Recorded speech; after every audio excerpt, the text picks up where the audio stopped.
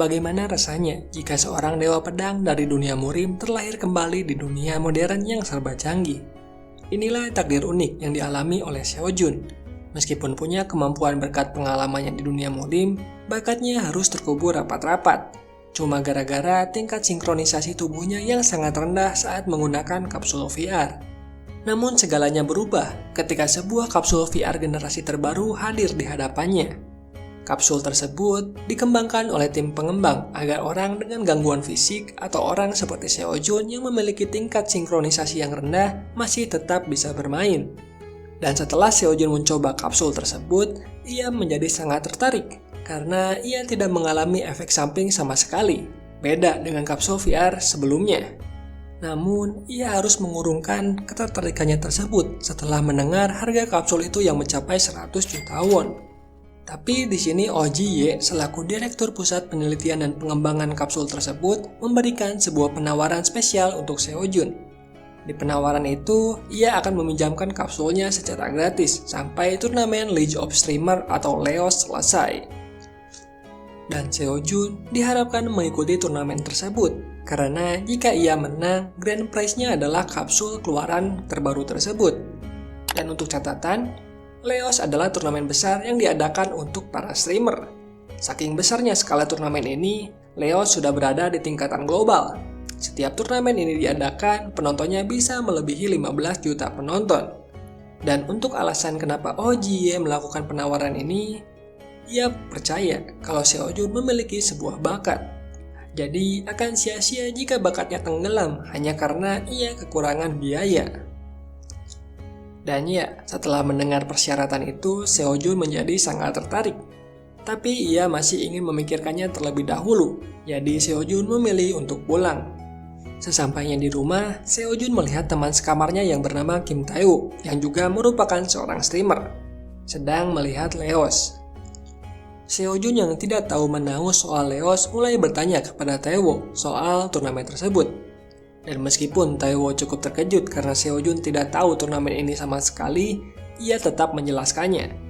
Mulai dari apa itu LEOS, apa syarat untuk berpartisipasi, dan bagaimana skema turnamennya. Di sini Seo Jun semakin tertarik untuk mengikuti LEOS setelah Tae-woo menjelaskan kalau di turnamen ini peserta bisa memakai pedang. Dan untuk alasan kenapa Seo Jun tertarik bukan karena Seo Jun menganggap pedang adalah hal yang keren. Tapi sepertinya Seo Jun merindukan masa-masanya sebagai seorang sword god di kehidupan lamanya. Seo Jun pun kemudian memberitahu Oh Ji-ye kalau dirinya menerima tawaran yang diberikan. Dan setelahnya, kapsul VR keluaran terbaru pun sampai di rumah Seo Jun. Setelah melihat kapsul yang mahal itu, Tae-woo mengingatkan bahwa untuk mengikuti LEOS, Seo Jun harus menjadi seorang streamer. Dan untuk menjadi seorang streamer itu tidak mudah, karena ada banyak hal yang perlu dipertimbangkan. Dan memang, ada cara yang mudah, yaitu dengan memiliki skill yang sangat hebat, seperti Shin Hae-yeon yang menjadi pro gamer nomor 1 di Korea. Mendengar ini, Seo Jun pun dengan percaya diri. Ia mengatakan kalau dirinya memang lebih baik dari Shin Hae-yeon. Tapi Tae-woo tidak percaya dan menyuruhnya untuk membuktikannya. Dan jika memang benar, dia akan melakukan semua pekerjaan rumah. Seo Jun dan Tae-woo pun masuk ke arena latihan.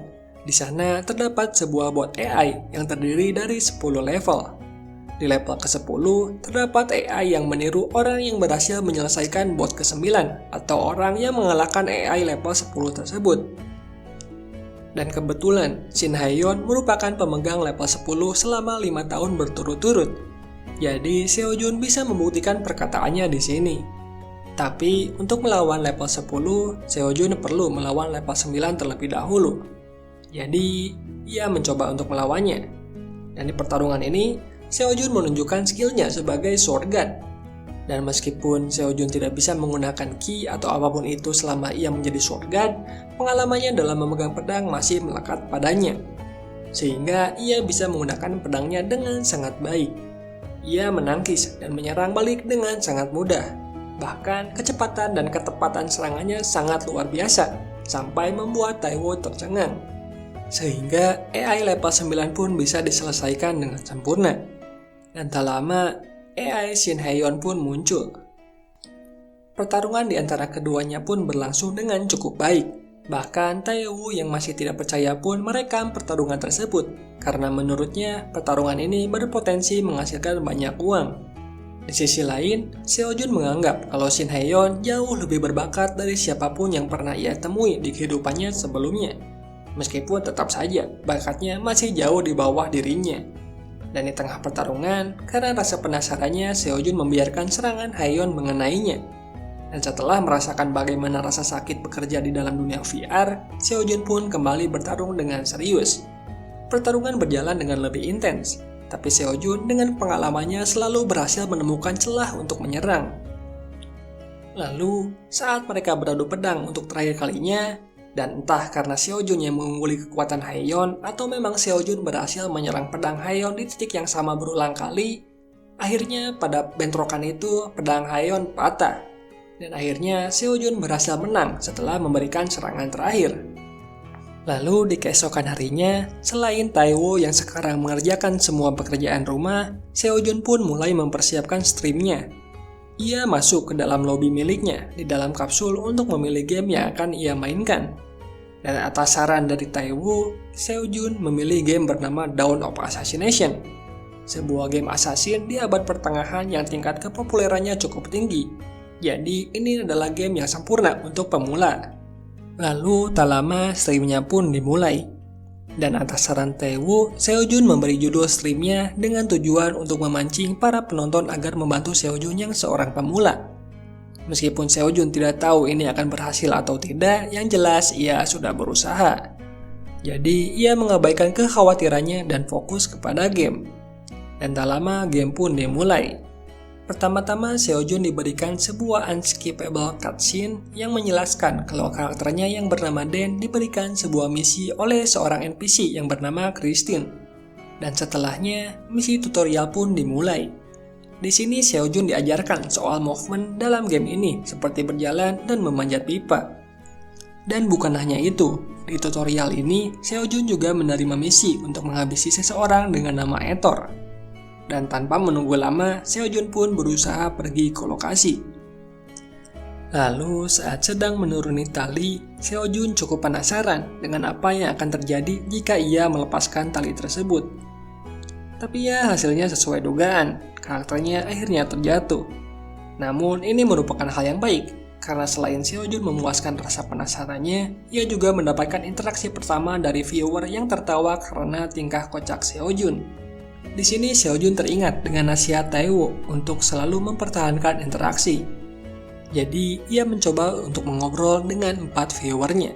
Dan ya, interaksinya berjalan dengan lancar. Seojun pun kembali mencoba untuk menyelesaikan misi tutorialnya. Dan tak lama, ia akhirnya sampai ke lokasi Crown Etor. Di sini Seojun dibekali dengan gauntlet dan sebuah tongkat pedang. Dan karena ia tidak mengetahui apa-apa soal game ini, ia langsung mencoba menerobos masuk ke dalam kediaman Crown Etor yang dijaga oleh 20 penjaga. Kelakuan Seojun ini langsung dimarahi oleh para viewernya.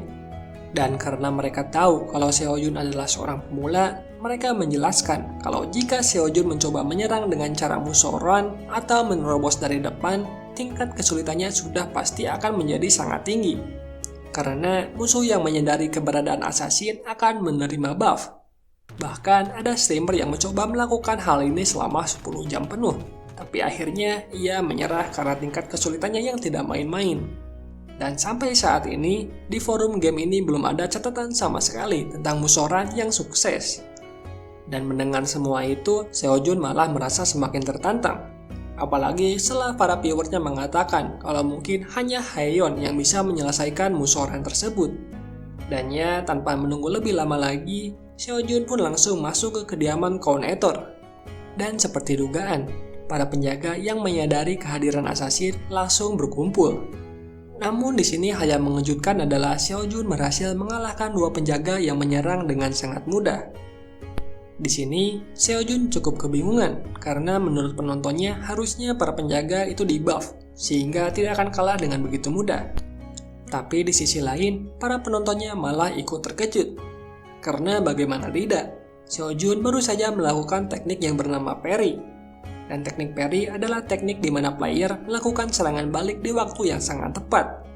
Dan jika player berhasil melakukan itu, maka musuh akan masuk ke dalam kondisi grogi, yang dimana pada kondisi ini mereka bisa dihabisi dengan sangat mudah. Namun di sini Xiaojun cukup terkejut, karena berdasarkan para penontonnya, teknik ini terbilang cukup sulit. Bahkan para pro player pun kebanyakan tidak bisa menggunakannya. Tapi Xiaojun di sini memaklumi kalau teknik itu cukup sulit jika perkiraannya soal level para pro hanya setingkat AI latihan level 9 yang cepat ia lawan. Dan karena untuk melakukan parry, para player perlu memprediksi secara sempurna dan tahu cara menggerakkan tubuh mereka sendiri, jadi wajar saja jika para pro itu tidak bisa melakukannya. Dan di kondisi ini, di mana para penontonnya mulai tertarik dengan apa yang Xiaojun lakukan, Xiaojun mencoba memanfaatkan situasi ini dengan bertaruh kepada para penontonnya. Di sini Xiaojun bertaruh kalau parry-nya bukanlah hanya kebetulan semata. Dan meskipun para penontonnya tidak mempercayainya, Xiaojun tidak ambil pusing dan langsung mencoba untuk membuktikannya. Xiaojun pun langsung melawan 5 penjaga sekaligus. Dan di pertarungan tersebut, Xiaojun berhasil menahan semua serangan dengan parry. Dan pada akhirnya, ia berhasil mengalahkan para penjaga tersebut dengan sangat mudah. Xiaojun kemudian menerobos masuk dan mengalahkan 6 penjaga lainnya dengan teknik yang sama. Hal ini membuat para penontonnya menjadi sangat bersemangat. Para penontonnya pun mempertanyakan bagaimana cara Xiaojun melakukan parry.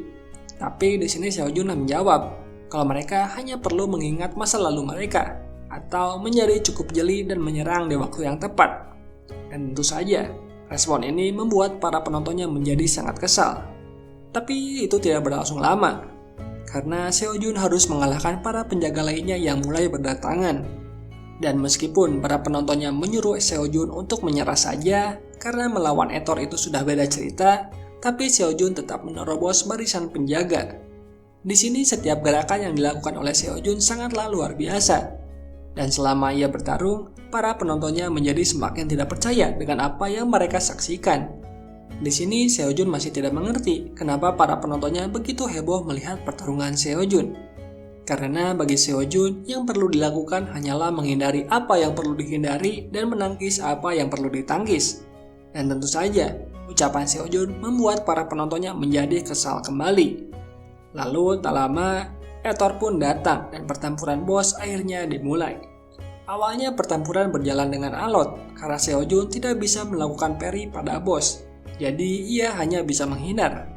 Selain itu, serangannya tidak memberikan damage yang berarti, dan yang lebih parahnya, pertarungan bos hanya dibatasi 5 menit. Dan jika waktu habis, Xiaojun akan otomatis dinyatakan gagal. Waktu pun terus berkurang, tapi Xiaojun masih tidak menemukan jalan keluar. Sampai salah satu penontonnya menyampaikan sebuah teori dari komunitas. Di sana dikatakan kalau Etor akan menerima damage lebih besar jika diserang di titik yang sama berulang kali. Dan karena tidak ada pilihan, Xiaojun pun mencoba teori tersebut. Dan hasilnya benar saja. Damage yang dihasilkan semakin besar di setiap serangannya. Hingga pada akhirnya Xiaojun berhasil mengalahkan Etor dan cutscene pun berjalan. Lalu saat melihat cutscene tersebut, para penonton streamnya cukup kecewa karena tidak ada perubahan sama sekali dari cutscene biasanya. Tapi ya akhirnya mereka tidak bisa berbuat apa-apa dan game pun kembali dilanjutkan. Di sini Xiaojun yang diarahkan oleh viewer pergi untuk menemui NPC Christine di sebuah bar. Dan setelahnya cutscene pun kembali berjalan. Dan di sini Xiaojun baru disuruh untuk mengisi namanya. Dan Xiaojun memilih untuk menggunakan nama Nameless. Dan untuk alasan kenapa Xiaojun memilih nama ini, karena itu adalah nama pasaran dari para ahli di kehidupan sebelumnya. Tapi di sini, nama itu malah diejek oleh para penontonnya. Setelah cutscene selesai, Xiaojun pun mengakhiri streamnya. Namun, di sini Xiaojun dibuat terkejut. Karena meskipun streamnya telah selesai, kolom komentarnya masih dipenuhi oleh para penonton. Dan karena hal ini, ia mencoba menanyakannya kepada Taiwo. Di sini Taiwo juga sama terkejutnya. Dan kemudian Taiwo mencoba mencari tahu apa yang terjadi. Dan setelah dicari tahu, ternyata itu karena ada penonton Xiaojun yang mengunggah video pertarungan Xiaojun di sebuah forum. Dan postingan dari penonton itu bisa dibilang cukup ramai, sehingga dapat dipastikan kalau postingan tersebut akan FYP dan follower Xiaojun akan naik dengan sendirinya. Dan di keesokan harinya benar saja, postingan tersebut memang FYP. Dan bukan hanya postingan itu saja yang membuat Seojun terkejut. Karena setelah Seojun melihat-lihat forum, ia melihat sebuah postingan yang membahas soal AI level 10 di training ground yang saking kuatnya menjadi menyebalkan. Karena kalau AI Haeyeon akan menunggu lawannya jika mereka melakukan kesalahan, AI yang baru tidak akan segan menyerang jika menemukan sebuah celah. Bahkan AI ini sering memandang rendah lawannya. Meskipun Seojun sedikit terpukul karena hinaan-hinaannya secara tidak langsung mengarah padanya, ia mencoba untuk mengabaikannya. Dan setelahnya, Seojun langsung menyalakan streamnya.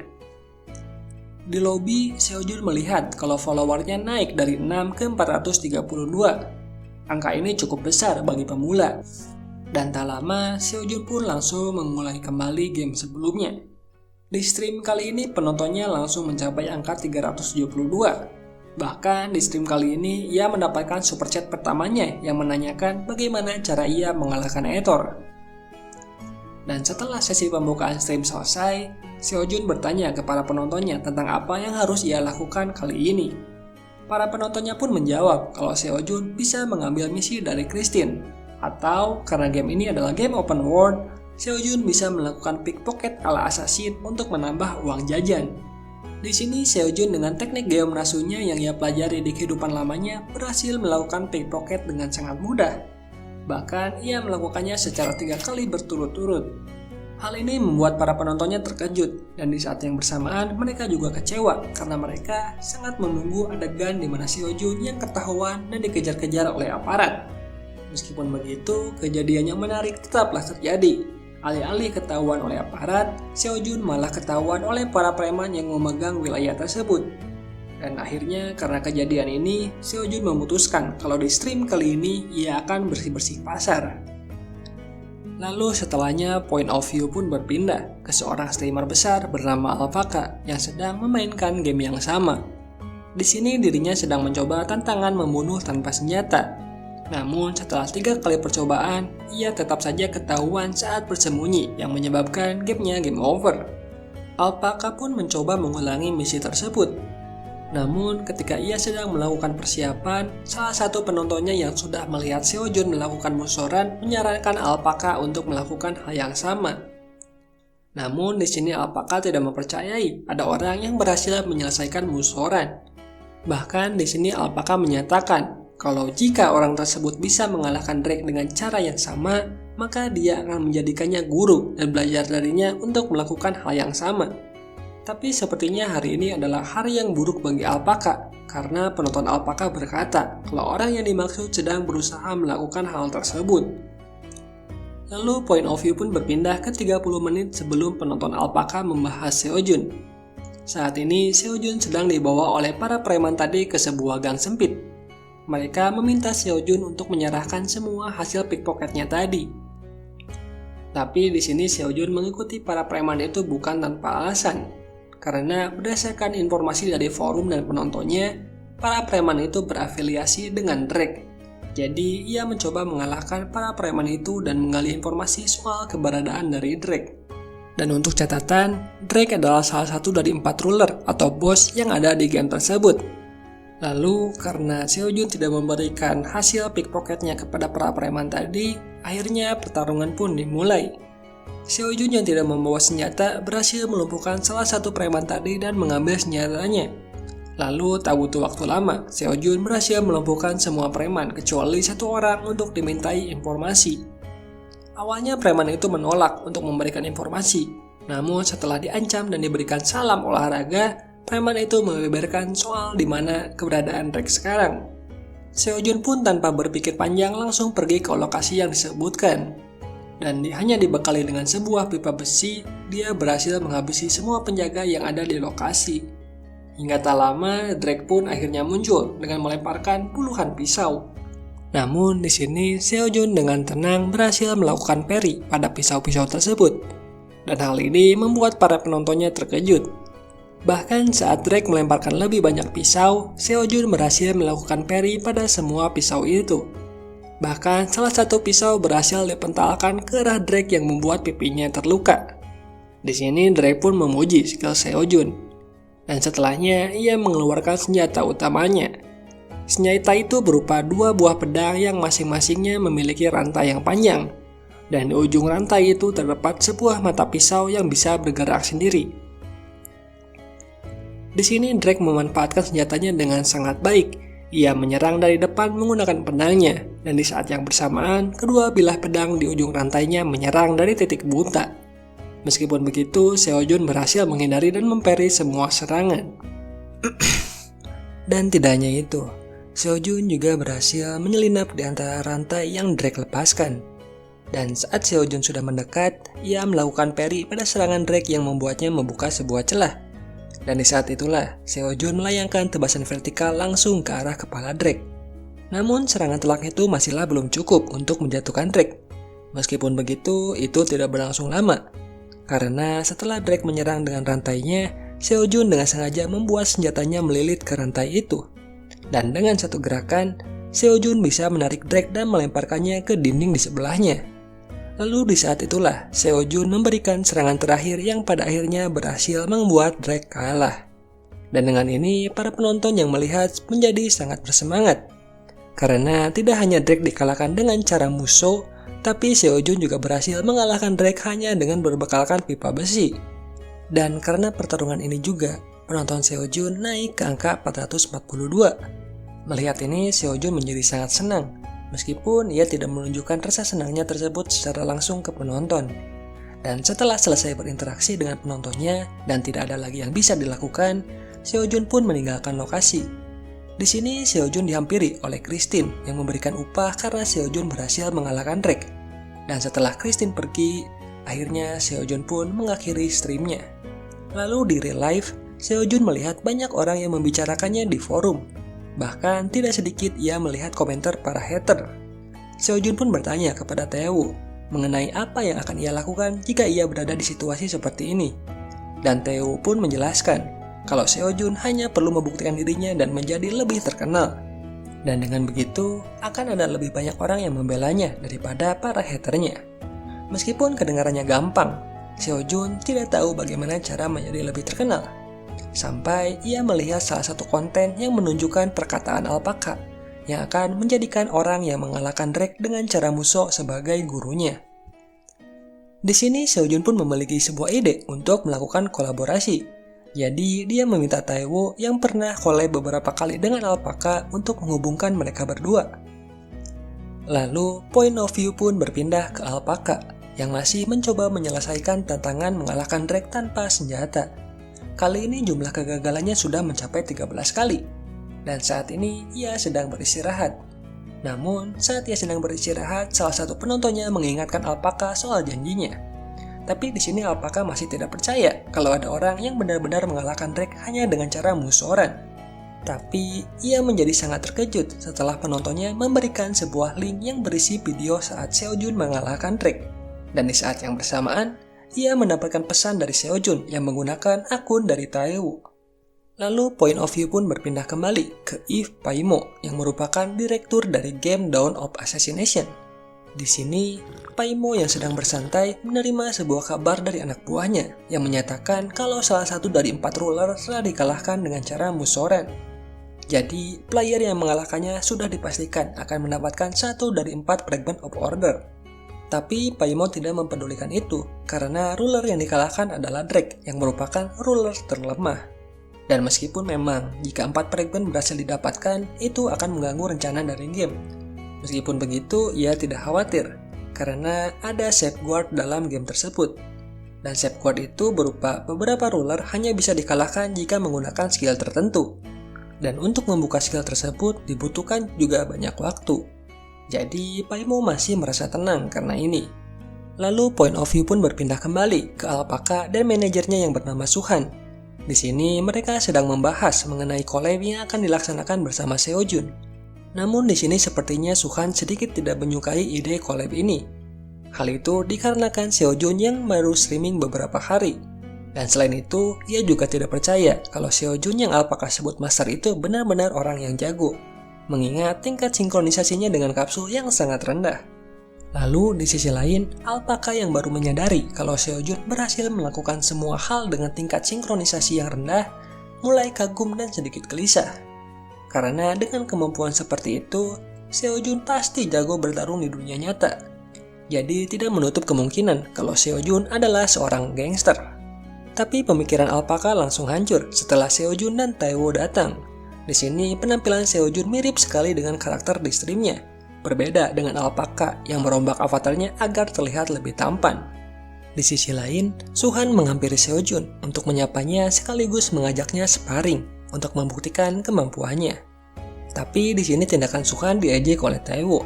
Bahkan Taewo mengatakan kalau Suhan ingin melawan Seojun, sebaiknya ia mengalahkan bot level 10 di training ground terlebih dahulu.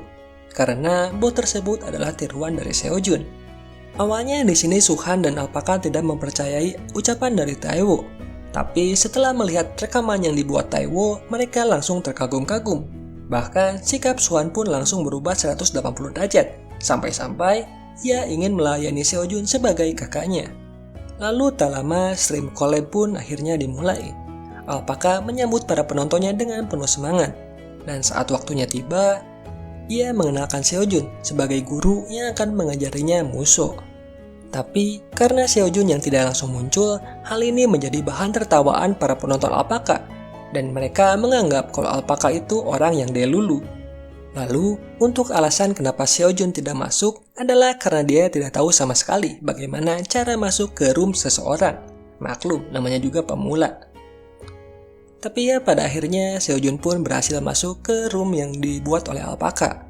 Dan setelahnya, percakapan antara Seojun, Alpaka, dan para penontonnya pun dimulai. Di sini Alpaka kagum melihat Seojun yang merupakan streamer baru bisa sesantai itu meskipun dihadapkan dengan 20.000 penonton. Dan melihat tidak ada masalah pada Seojun dalam menangani penonton, Alpaka kemudian menjelaskan dua tujuan collab ini. Yang pertama, masuk ke game Dawn of Assassination dan diajari oleh Seojun.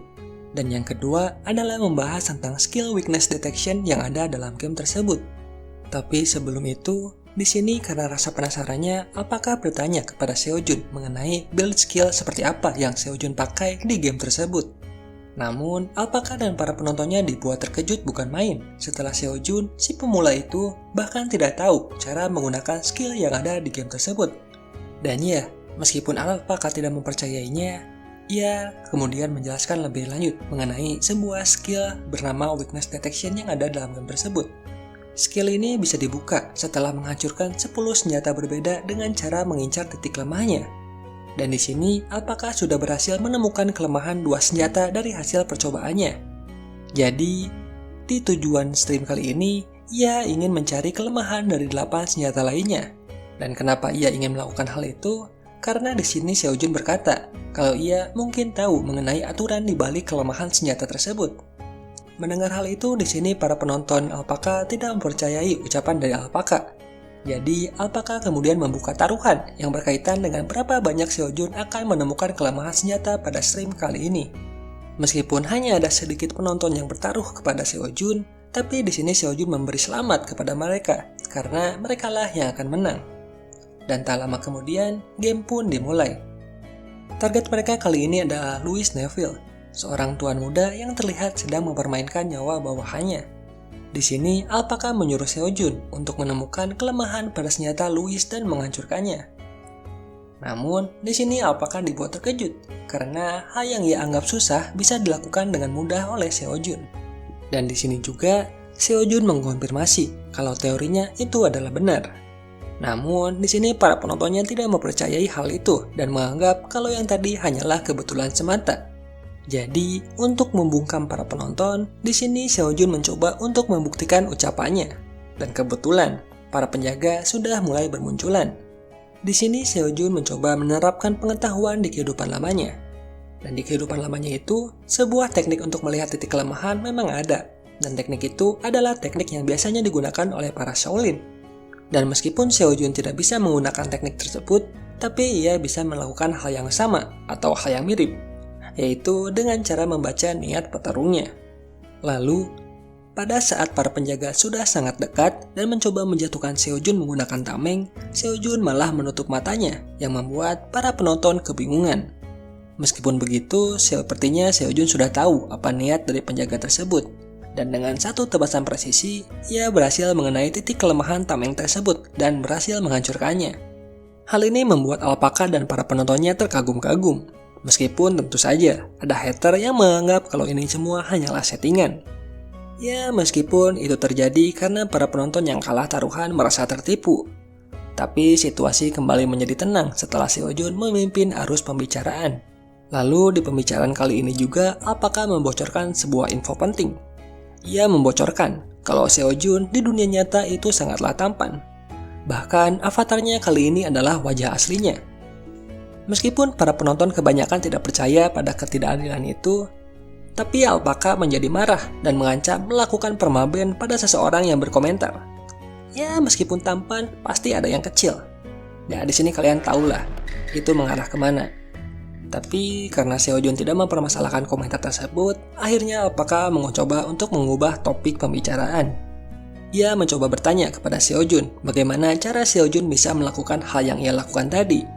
Tapi yang membuat terkejut, di sini Seojun mengatakan kalau dirinya memang tidak melihat celah tersebut. Tapi dirinya bisa mengetahui kelemahan senjata tersebut karena dirinya adalah seorang jenius. Di sini Alpaka tidak puas dengan jawaban dari Seojun. Dan karenanya Seojun menjelaskan kalau ia bisa melakukan sim atau melihat kelemahan musuh dan menghancurkannya dengan cara mengetahui niat dari para pengembang game ini.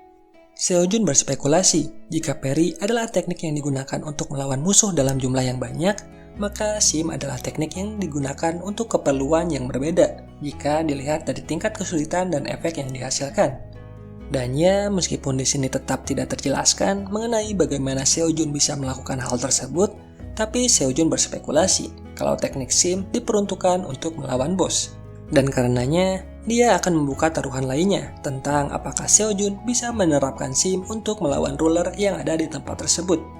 Dan tak lama, pertarungan antara Seojun dan ruler bernama Richard Neville pun dimulai. Di sini Seojun berhasil menghindari setiap serangan dari Richard.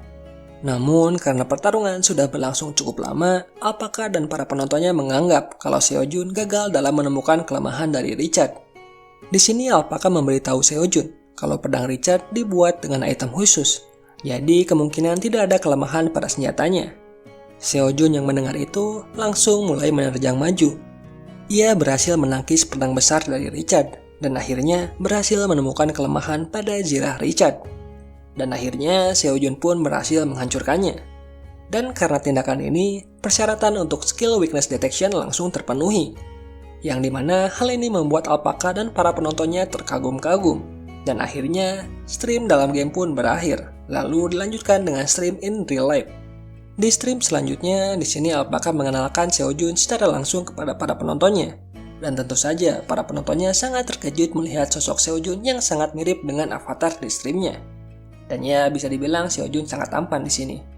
Dan setelahnya, percakapan pun berlangsung dengan cukup baik. Mulai dari para penonton yang mengejek Alpaka, pertanyaan mengenai bagaimana cara Seojun melakukan sim, promosi channel pribadi Seojun, dan bahkan tentang bantuan dari Taiwo yang menjadi alasan kenapa Seojun bisa melakukan collab stream bersama Alpaka. Namun ada hal yang menarik di percakapan kali ini. Setelah mengetahui kalau Seojun dan Taiwo itu berteman, para penonton yang juga penonton stream Taiwo mulai mengingat kalau Taiwo juga pernah beberapa kali menceritakan tentang Seojun. Dan tentu saja, Taiwo berniat menutupi ini karena yang ia bicarakan adalah aib dari Seojun. Tapi ia tidak bisa berkutik setelah seorang penonton mengirimkan sebuah link klip video. Di video tersebut terlihat kalau Taiwo sedang bercerita kalau temannya atau Seojun adalah orang yang baik namun sedikit aneh. Karena saat handphonenya kotor, dia malah mencucinya dengan sabun. Dan bahkan, saat suatu hari Taiwo menyuruhnya untuk mendinginkan kapsul, Seojun malah duduk di depan kapsul dan mendinginkannya menggunakan kipas portable. Dan tentu saja, Seojun melakukan ini karena dirinya yang memang gaptek akibat ingatan di kehidupan lamanya. Tapi meskipun begitu, membicarakan kekurangan seseorang di belakang orangnya sudahlah sangat terketerlaluan. Jadi, Seojun menghukum Taiwo dengan mencubit pipinya dengan cabitan daging. Dan ya, akhirnya setelah beres pesta makan-makan, stream pun resmi berakhir.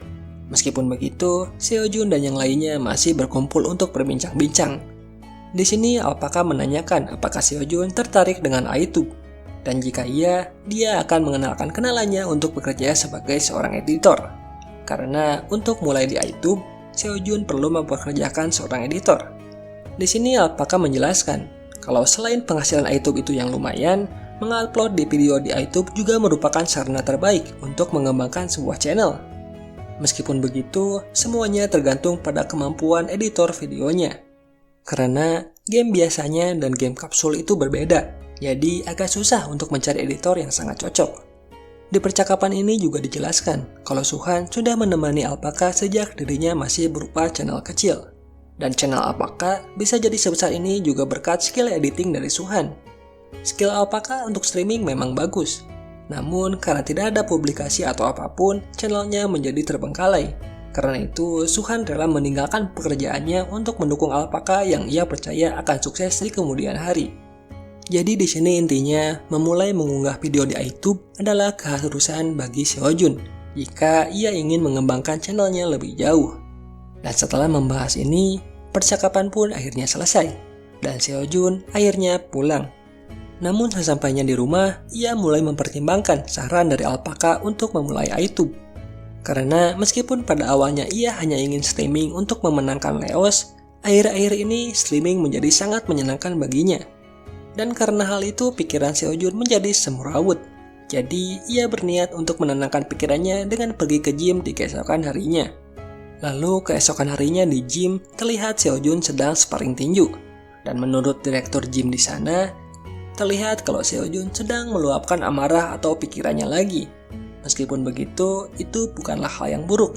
Karena meskipun Seojun memukuli lawannya, tapi anehnya setelah sparring tersebut, lawannya malah berkembang. Jadi ya di sini direktur gym mengabaikan Seojun. Karena di sisi lain, ia juga sedang melatih seorang pro player dari tim Free Fall yang bernama Lee Dong-soo. Di sini Lee Dong-soo sangat ingin melakukan sparring. Meskipun begitu, direktur menolaknya karena Lee Dong-soo baru berlatih selama 2 minggu. Jadi meskipun dirinya adalah seorang pro di dunia virtual, bertarung di dunia nyata adalah dua hal yang berbeda. Tapi di sini Lee Dong-soo merengek memaksa untuk melakukan sparring. Jadi mau tidak mau direktur mengizinkannya untuk melakukan sparring pendek. Bahkan direktur mengizinkannya untuk memilih lawannya sendiri. Dan karena hal ini, Lee Dong-soo menjadi sangat bersemangat. Ia bahkan langsung bergegas mencari lawan sparringnya, sampai ia melihat Seojun berhasil memenangkan sparring. Di sini, ia mengingat siapa itu Seojun, seorang streamer kecil yang sedang naik daun karena kemampuannya. Bahkan, Shin Hae-yeon pun sampai melihat video dari Seojun dengan penuh kekaguman. Meskipun begitu, Lee Dong-soo tidak melihat hal yang istimewa darinya. Dan karena di sisi lain direktur mengingatkan Lee Dong-soo untuk segera memilih lawannya, Lee Dong-soo pun akhirnya memilih Seojun sebagai lawannya. Bukan tanpa alasan kenapa dia memilih Seojun. Karena di matanya, perawakan Seojun mirip dengannya, jadi kemungkinan ia bisa melawan Seojun. Dan mendengar hal itu, direktur menjadi sangat panik dan menyuruh Lee Dong-soo untuk memilih lawan yang lain. Tapi pembicaraan mereka didengar oleh Seojun, dan di sini Seojun menyanggupi untuk menjadi lawan sparring dari Lee Dong-soo. Dan Lee Dong-soo pun kemudian menyapa Seojun, karena memang dia mengenalnya dari stream. Namun di sini Lee Dong-soo menyombongkan dirinya dengan mengatakan kalau meskipun Seojun jago bertarung, tapi dia masih ada di bawahnya. Bahkan ia mengenalkan dirinya sebagai God of Gaming. Meskipun begitu, tentu saja Seojun tidak mengenal Lee Dong-soo sama sekali. Karena baru-baru ini dia juga memulai stream. Dan tak lama kemudian, pertarungan antara keduanya pun dimulai. Tapi ya seperti perkataan dari direktur, jago dalam game bukan berarti jago di dunia nyata.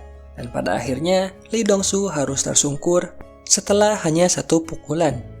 Dan setelah melakukan sparring tersebut, Seojun akhirnya pulang bersama ayahnya. Di perjalanan, ayahnya menanyakan perkembangan karir stream Seojun. Di sini ayahnya Seojun mengatakan kalau dirinya dan ibu Seojun khawatir dengan Seojun karena mendengar perkataan dari Taewoo yang mengatakan kalau menjadi streamer itu sangat sulit. Meskipun begitu, ayah Seojun tetap mendukung Seojun. Bahkan, ia menyarankan sebuah game viral kepada Seojun untuk dimainkan. Namun rasa antusiasnya langsung berubah jadi rasa terkejut setelah Seojun mengatakan kalau dirinya memiliki 400 penonton dan mungkin bisa lebih nantinya. Karena saat ini ia sudah memiliki 3.000 pengikut. Lalu tak lama setelah percakapan itu, akhirnya Seojun sampai di rumah.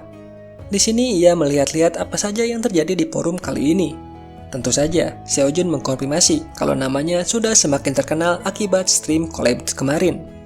Meskipun begitu, para hater masih tetap ada. Bahkan kali ini ada unggahan yang mengatakan kalau Seojun melakukan sebuah cheat.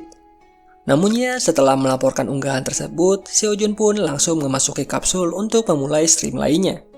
Dan point of view pun berpindah ke Paimo yang sedang terkejut karena kabar kalau skill weakness detection sudah didapatkan oleh salah satu player. Namun di sini anak buahnya mengejek Paimo karena sebelumnya ia tidak mendengarkan perkataannya. Meskipun begitu, anak buahnya yang merupakan fans Seojun pun tidak mengerti bagaimana cara Seojun mengetahui pola dari SIM yang sudah ia kembangkan. Lalu di sini anak buah Paimo juga menunjukkan video yang berisi bagaimana Seojun mengalahkan Richard dan mendapatkan skill weakness detection. Namun, saking tidak masuk akalnya, Paimo bahkan menganggap kalau Seojun menggunakan sebuah bug. Tapi hal ini langsung dibantah oleh anak buahnya, karena setelah dilakukan pengecekan, ia tidak menemukan sebuah bug sama sekali. Dan sebagai seorang pengembang dan fans dari Seojun, ia menjamin kalau Seojun bukanlah seorang peretas. Dan karena anak buahnya sudah menjamin hal tersebut, Paimo akhirnya menghilangkan kecurigaannya. Meskipun begitu, ia sekarang masih kebingungan, karena akibat Seojun, semua rencananya menjadi berantakan.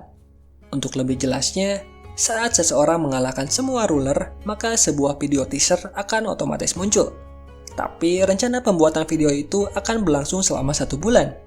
Bahkan jika mereka langsung mengerjakannya hari ini secara cepat, itu masih akan menghabiskan waktu 1 minggu.